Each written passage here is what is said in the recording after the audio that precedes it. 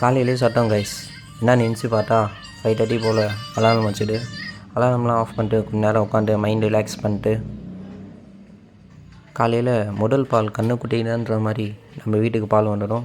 பால் வந்தோடனே எடுத்து ஃப்ரிட்ஜில் வச்சுட்டு நெக்ஸ்ட்டு நம்ம போயிட்டு மண்டை வலிக்குது, சுடுதண்ணி வச்சு கொடு. சுடுதண்ணியை ஃப்ரிட்ஜில் வைக்கிற ஒரே ஆள் நீதான். சரின்னு நாமளும் குளிச்சுட்டு அழகாக ரெடி ஆகிட்டோம். எப்படி இருக்குன்னு சொல்லி கமெண்ட் பண்ணுங்கள்.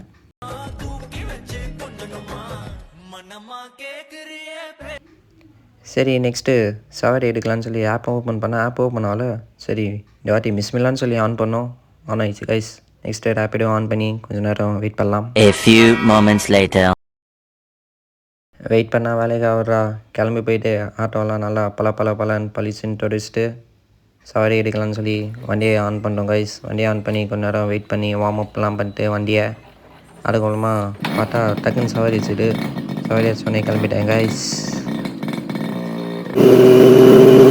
கோயில் பக்கம் ராயப்பேட்டை சவாரி வந்தேன் கைஸ். ஸோ அப்படியே இங்கே சின்ன சவாரி ஓட்டிட்டு நெக்ஸ்ட் ஈவினிங் பாரு நீங்கள் டோட்டலாக எவ்வளோ ஏர்ன் பண்ணியிருக்கேன்னு சொல்லி பார்க்கலாம். Stay tune. 6 hours later. Hi guys, இன்றைக்கி சண்டேனால சீக்கிரமாக ட்ரிப்லாம் கம்ப்ளீட் பண்ணிட்டேன்.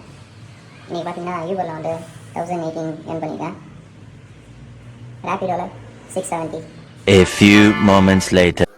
தூங்கி எழுந்திரிச்சிட்டு இவருக்கு ஒரு பாயை சொல்லிட்டு கிளம்பிட்டோம் கைஸ். வீட்டில் லாக்கில் தான் இருக்குது, கவலைப்படாதீங்க. அப்படியே வீட்டுக்கு தேவையான எல்லா காய்கறியும் வாங்கிட்டு கிளம்பிட்டோம்.